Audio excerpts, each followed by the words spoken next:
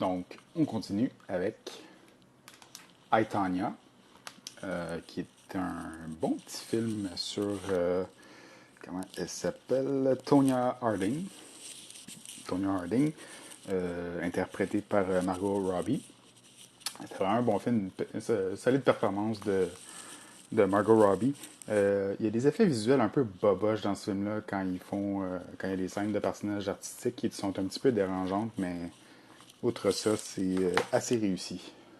Ensuite, nous avons Jackie avec Nathalie Portman, donc film sur Jackie Kennedy, la femme de JFK. Donc, on a écouté ce film-là une fois. C'était correct. Je pense que la grosse force de ce film-là, c'est surtout la performance de Nathalie Portman. C'est assez fidèle historiquement aux événements qui sont arrivés. Est-ce que je vais les réécouter? Je ne suis pas certain. Ensuite, un classique jazz. J'ai pas aucune des suites. Là. Je pense que l'original, pour moi, ça fait l'affaire. Donc ça, c'est le Blu-ray qui est sorti quand ils ont fait la restauration, je pense, dans le cadre du centième anniversaire de Universal. Là. Ça vient de sortir en 4K, mais je ne ferai pas l'upgrade tout de suite. Donc Jazz, il n'y a pas grand-chose à dire là-dessus qui n'a pas été dit. Steven Spielberg, c'est un classique, c'est un des premiers. C'est pas mal le film qui a inventé le terme blockbuster quand c'est sorti. Donc en 75, je crois.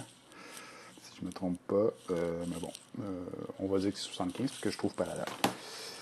Ensuite, nous avons Jingle All the Way avec Arnold. C'est un film objectivement médiocre, mais très très bon film de Noël. On met son cerveau à off et on écoute ça en se bourrant de biscuits. Ensuite, j'ai l'édition 4K de John Wick. Quoi dire sur John Wick? C'est vraiment, vraiment une excellente série. J'ai un peu peur qu'il en fasse trop. Déjà, avec le troisième volet, là, je trouvais qu'ils ont commencé à avoir fait le tour. Mais dans l'original, disons que si on écoute l'original juste par lui-même, c'est déjà très, très, très satisfaisant. Et je suis vraiment un fan de l'univers qui est construit dans ce film-là. Puis je trouve que c'est une faiblesse peut-être des suites, c'est qu'il en explique un peu trop. Il y a comme beaucoup de mystères dans le premier, là, à savoir c'est quoi les règles du monde. Évidemment, la grosse force du film, ce sont les scènes d'action. Très très bon. Et malgré le fait que j'ai dit que j'ai un petit peu moins apprécié les suites, j'ai quand même le 2. Pour moi, le 2, il faisait vraiment la job aussi. Là. C'est plus le 3 là, que ça commence à s'essouffler. Donc, j'ai le Steelbook ici. Ensuite, Julie et Julia, vraiment un beau film, franchement, sur la vie de Julia Child. Des bonnes performances de Amy Adams et Meryl Streep. C'est vraiment un bon petit film, puis ça donne vraiment faim d'écouter ça parce qu'ils font juste à manger là-dedans. Ensuite, un autre steelbook dont j'aime beaucoup le design, c'est Jumanji. Donc, comme vous pouvez voir, la boîte est faite comme le jeu dans le film. Donc, je suis toujours un fan des designs qui sont un peu plus originaux. Jumanji, qui est un film de mon enfance aussi, là, pour moi, un film fétiche, avec Robin Williams. Maintenant, nous avons Justin Bieber, Never Say Never. C'est à ma copine. Je ne l'ai jamais écouté. Je ne pense pas que je vais l'écouter. Mais par contre, il y a des très très beaux cheveux là-dessus. C'est ce que je vais dire sur ça. Ensuite, nous avons encore des steelbooks. Kill Bill, volume 1. Et Kill Bill, volume 2. Kill Bill, pour moi, c'est dans le top de ce que Tarantino a fait. C'est des films que... Je crois que le volume 2, je l'ai vu 3 fois au cinéma. Le premier, j'ai pas pu le voir au cinéma parce que j'avais pas 16 ans. Donc, on a écouté une copie piratée un peu boboche chez Mathieu dans le temps. Je le salue, Mathieu, d'ailleurs. Et voilà, maintenant, on peut les écouter en toute légalité et c'est délicieux. Ensuite, Kick-Ass. Ça, c'était vraiment... C'était vraiment bien, franchement, dans l'espèce de style un peu pour se payer la gueule des films de super-héros. C'était vraiment efficace dans le genre. J'ai pas vu la suite. Elle va pas l'air aussi intéressant, mais le premier faisait bien la job. Ensuite, dans les Arrow Video, on a cette super édition de Killer Clowns from Outer Space. Et quoi dire de plus? Je veux dire, tout est dans le titre. Killer Clowns from Outer Space. Donc, c'est des clowns extraterrestres tueurs. Et c'est vraiment délicieux. Évidemment, ici, on a droit à un transfert qui a été refait à partir d'un scan en 4K. Donc, c'est la qualité du transfert est pas mal plus haute que la qualité du film. Puis, c'est comme ça qu'on aime ça. Ensuite, on a Killer Joe avec Matthew McConaughey. Ça, c'est un film qui est sorti comme un peu avant sa période de renaissance, là, qui appelle Reconnaissance, quelque chose comme ça. Donc, dans ce film-là, il joue une espèce de crapule vraiment. Une crapule. Une espèce de criminel de bas étage qui profite pas mal de tout le monde. Et c'est un film de William Friedkin que j'avais pas conscience que c'était un film de lui, mais donc celui qui a fait French Connection, entre autres. Vraiment un bon film, je pense, qui a gagné de connu. Ensuite, un autre super film de Yorgos Lanthimos, Killing of a Sacred Deer. Ça, c'est vraiment weird, mais c'est vraiment bon. Je ne suis pas le premier à le dire, là, mais ça fait vraiment film de Kubrick. Puis je dis ça, c'est vraiment. C'est un éloge là, que je fais. C'est pas juste ça fait Kubrick cheap. Là. C'est vraiment, vraiment. C'est vraiment étrange et à voir. Ensuite, on a Killing Them Softly avec Brad Pitt. Ça, c'est un film que j'avais pas vraiment trippé la première fois que je l'ai vu. À la deuxième écoute, j'ai pas mal plus apprécié, franchement. Brad Pitt, excellent. Comment il s'appelle? Ben Mendelsohn aussi, vraiment bon là-dedans. Je recommande. Ensuite, nous avons Kingsman The Secret Service et Kingsman The Golden Circle. Une bonne franchise. Ça aussi, j'ai peur que ça s'essouffle un peu s'ils font 50 000 suites. Mais dans les deux premiers, là, c'est vraiment bien. Là. C'est comme une espèce de James Bond sur la craque un peu. C'est vraiment bon. Vraiment divertissant. Night and Day. Je pense que j'ai vu ce film-là, mais je suis pas certain. C'est pas un bon signe, mais j'ai envie de dire que je l'ai pas vu. Mais peut-être j'ai vu. C'est un film d'action avec Tom Cruise et Cameron Diaz. Voilà. Ensuite, un autre excellent film d'horreur qui est sorti dans les dernières années et qui est aussi un film de Noël. Krampus. Ça, pour moi, ça va être une tradition à écouter chaque année dans le temps des fêtes. Krampus, vraiment, encore avec Toni Collette, là, qui est vraiment dans beaucoup de mes films préférés des dernières années. À voir. Pardon. Ensuite, Lady Bird de Greta Gerwig. Un vraiment beau film qui mérite vraiment toutes les mentions d'honneur qu'il a reçues, dont les Oscars. C'est vraiment c'est un coming of age story, si on veut, pardonnez l'anglicisme. Et ouais, c'est vraiment, vraiment bien. Ensuite, en 4K, et ça vaut la peine d'avoir ça en 4K parce que c'est vraiment magnifique, autant visuellement que pour la musique. La La Land de Damien Chazelle. J'ai vraiment, vraiment, comme beaucoup de monde, vraiment tombé en amour avec ce film-là. Très, très, très charmant. Je suis pas un fan de musical en général, mais ça vient me chercher. Ensuite, on a une édition Criterion de l'année dernière à Marianne Bad, d'Alain Renet. Malheureusement, elle est comme jaunie avec le temps. Je ne sais pas si ça se voit, là, mais c'est comme en carton cheap. Habituellement, Criterion, ils font pas des trucs cheap comme ça, mais non, ça a un petit peu moins survécu l'épreuve du temps. Un film des années 60, assez étrange. Je vais être tout à fait honnête, c'est pas mon film préféré, mais J'avais acheté le Blu-ray parce que j'avais un travail à l'université sur un des films qui est inclus là-dedans, qui est Le chant du sirène. Mais je le réécouterai honnêtement. Là, c'est juste il faut être dans le mood pour écouter ça. Ensuite, un autre film d'horreur présenté par Arrow. Et histoire plutôt cocasse avec ce film, pour une raison que j'ignore, sur Amazon au Canada. À un moment donné, il y a eu une espèce de fluctuation du prix que j'ai pas réussi à expliquer, mais le prix arrêtait pas de chuter, chuter, chuter. Euh, Ce qui fait qu'à un moment donné, cette édition, cette grosse édition collector, était comme 8$ sur Amazon. Donc, je pense qu'il y a bien du monde qui en ont profité pour l'acheter. Moi, quand je l'ai acheté, il était un petit peu plus cher que ça, mais ça, c'est un film assez hard là, de Wes Craven. C'est pas pour ceux qui ont l'estomac faible, comme on dit. Et ça, histoire cocasse, quand j'étais jeune, mon père, je faisais une soirée, pas une soirée, mais une soirée de film avec des amis. Puis j'avais demandé à mon père, conseille-moi un film d'horreur, un bon film d'horreur, puis il m'avait parlé de ça. Puis lui, évidemment, il m'avait dit La dernière maison sur la gauche, parce qu'on écoutait les films doublés. Et mes amis avaient complètement détesté, et moi-même, j'avais pas trippé, mais on était pas mal trop jeunes pour écouter ça, je pense.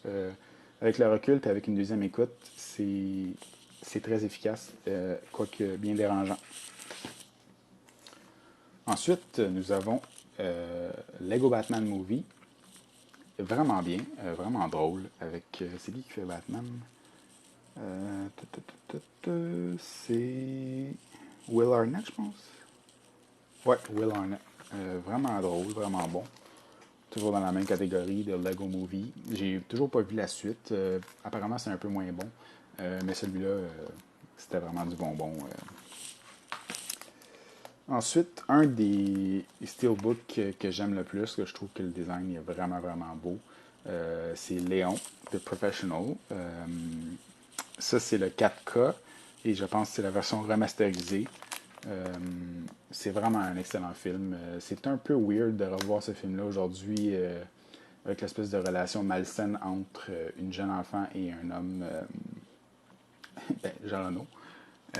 C'est un peu weird. Ça navigue bizarrement, cette relation-là, mais sinon, c'est un super film de Luc Besson. Ensuite, nous avons Life as We Know It. Je n'ai aucune espèce d'idée c'est quoi ce film-là. Euh, Peut-être ma copine qui l'a acheté ou je ne sais pas trop. Voilà. Ensuite, The Light Between Oceans. Ça, c'était pas pire. C'était un peu lourd comme film. Mais je pense que la force de ce film-là, c'est les performances là, de Michael Fassbender, Rachel Weisz et Alicia Vikander. Je sais pas si je le réécouterais, mais c'était pas un mauvais drame. C'était bien. Il y a un autre film avec un phare plus tard qui s'en vient qui est pas mal meilleur selon moi. Ensuite, nous avons Lion. C'était correct, honnêtement. Pas fantastique, mais comme un film à Oscar, là, c'était correct. Plus que correct, To Live and Die in LA de. C'est-tu Friedkin qui a fait ça? Ouais, William Friedkin.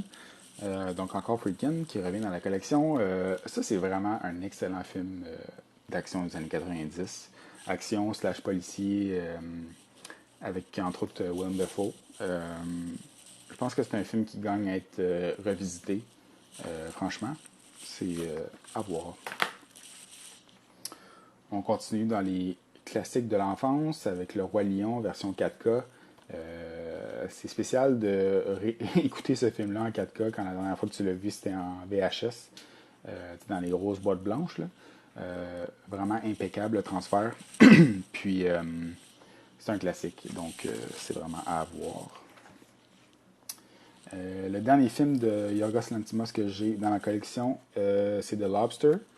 Ça, c'est vraiment weird. Je sais que j'ai dit ça pour Killing of a Sacred Deer, mais ça, c'est comme encore plus weird. L'histoire, si vous ne la connaissez pas, c'est dans un futur, peut-être pas, Euh, les célibataires sont tous envoyés dans un espèce d'hôtel slash resort et ils ont un certain nombre de temps pour se trouver un partenaire,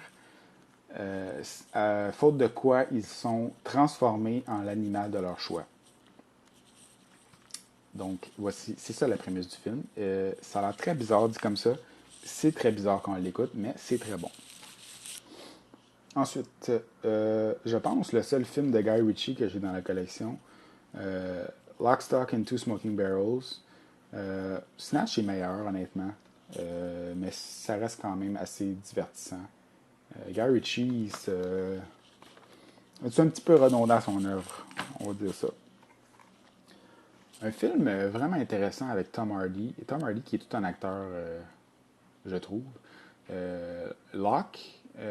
Et ce film-là, comme je vous ai dit plus tôt, je suis plutôt fan des films qui se passent tous dans un lieu.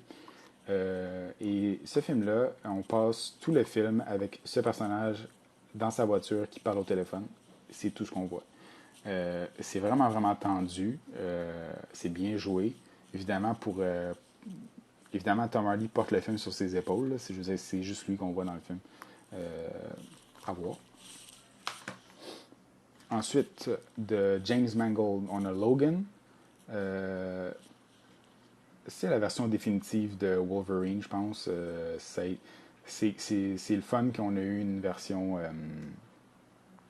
aussi mature du personnage. Puis c'était intéressant de voir ce personnage-là ailleurs par rapport à où on l'a vu dans les X-Men. Ensuite, nous avons un Steelbook Mondo pour Looper de Rian Johnson. Looper que j'avais apprécié au cinéma. J'ai plus aimé en revisitant. C'est un film de voyage dans le temps. C'est toujours un peu risqué, les films qui font ça, mais lui, je trouve qu'il réussit quand même bien avec son univers et ses règles. La seule chose qui me dérange vraiment dans ce film-là, c'est le maquillage de. Le maquillage sur Joseph Gordon-Levitt. Ils ont mis beaucoup de maquillage pour ressembler à Bruce Willis jeune, puis c'était complètement pas nécessaire. Je trouve que c'est juste distrayant. Mais sinon, c'est un film très intéressant. Et ici, j'ai la variante dorée du Steelbook qui est un peu plus rare que l'autre. Mais voilà. Ensuite, on a probablement le meilleur film de Rob Zombie et possiblement le meilleur film qu'il va faire. Je sais que ça a l'air très très prétentieux de dire ça comme ça, là, mais c'est mon opinion. Lords of Salem, vraiment un film, comme vous pouvez voir avec la pochette, assez étrange. Mais c'est du Rob Zombie qui est comme plus dans la subtilité, qui est pas comme in your face, vraiment trash. Là. Un bon film d'horreur à voir. Ensuite, nous avons Love, Simon. J'ai entendu beaucoup de bonnes choses sur ce film-là. Malheureusement, je ne l'ai pas encore vu. Mais ça me serait tardé. Ensuite, nous avons dans les séries télé la saison 1 de Louis et la saison 2 de Louis. Je pense qu'après la saison 2, les saisons étaient comme pas disponibles en Blu-ray ou puis, étant donné que j'avais les deux premières saisons en Blu-ray, je trouvais ça un peu ridicule d'acheter les autres saisons en DVD, donc j'ai juste arrêté de les acheter. Mais malgré les déboires de Louis C.K. dans les dernières années, ça reste pour moi une très très bonne série. Une des meilleures séries qui, je trouve, navigue vraiment bien entre le drame et la comédie, comme vraiment habilement. Une autre bonne série qui fait bien ça récemment, c'est Barry, si jamais vous avez la chance de l'écouter. Et le dernier film de cette tablette, c'est Love and Other Drugs, avec Jake Gyllenhaal et Anne Hathaway. Vraiment une bonne comédie romantique, vraiment. C'était quand même audacieux pour l'époque. Là. Ça fait pas 20 ans, là, mais en tout cas, quand c'est sorti. Donc ouais, un bon petit film. Et sur ça, ben, je vais aller en chercher plus.